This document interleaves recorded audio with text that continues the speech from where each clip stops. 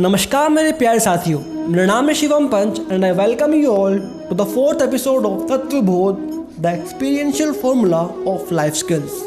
भावना के रूपांतरण को विज्ञान की भाषा में सजेस्टोलॉजी कहते हैं। सजेशन से सजेस्टोलॉजी शब्द बना है। सजेशन यानी सुझाव। मनुष्य भावना प्रधान होता है। संसार के संपर्क में आने पर उसमें अनेक प्रकार की भावना उत्पन्न होती है। मनुष्य जिसके लिए भावना करता है, जिस अभ्यास को बार बार दोहराता है, उसी रूप में उसका वह संस्कार बन जाता है। अनेक व्यक्ति अनेक भावनाओं से भावित होते हैं और भावनाओं के अनुरूप ही उसका चरित्र निर्माण होता है। इसीलिए भावनाओं का रूपांतरण अत्यावश्यक है ताकि राष्ट्र को सच्चरित्र और स्वस्थ भावना व स्वस्थ शरीर वाले सद्नागरिक मिले। जो मनुष्य किसी भी कुशल कर्म से स्वयं को भावित करता है तो उसकी अपनी भावना उसे उसी लक्ष्य की ओर ले जाती है। इसीलिए हर भावना का अवलोकन आवश्यक है। इस अवलोकन के लिए आचार्य महाप्रज्ञ के अनुसार अनुपेक्षा आवश्यक है। यदि व्यक्ति को भावनाओं को बदलने की आवश्यकता होगी तो उसे उस पर मनन करना होगा। अनुपेक्षा का अर्थ है ध्यान में जो कुछ भी देखा उसके परिणामों पर विचार करना। अनु का अर्थ है पश्चात और पेक्षा का अर्थ है देखना, यानी भावनाओं के अभ्यास से बनने वाली आदतों के परिणाम पर विचार करना। अनुपेक्षा की पद्धति स्वभाव परिवर्तन की अचूक पद्धति है।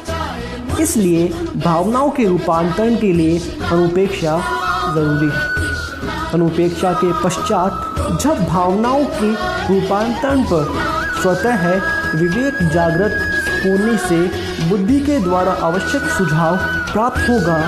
ये सुझाव दो प्रकार के हैं, स्वतः सुखद सुझाव या अन्य द्वारा सजेस्टेड सुझाव। आचार्य महाप्रज्ञ एक बहुत ही सुंदर उदाहरण प्रस्तुत करते हुए बताते हैं कि व्यक्ति यदि प्रतिदिन 2-4 सप्ताह तक अपने आप अथवा अन्य द्वारा सुझाव प्राप्त करे कि वह बीमार है तो निश्चित रूप वह बीमार हो जाएगा।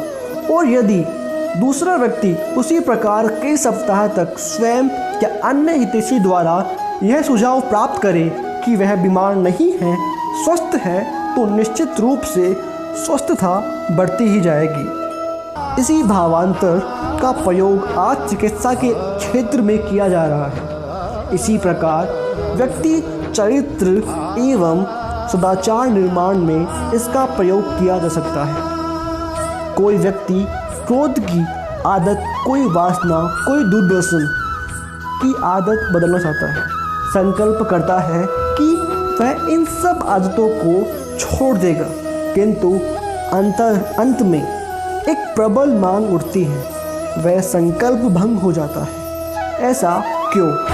क्योंकि वह व्यक्ति उस संकल्प को ज्ञान केंद्र तक नहीं पहुंचा पाते और वह केवल बाहर ही बाहर देखता है, सारी कल्पना बाहर ही करता है।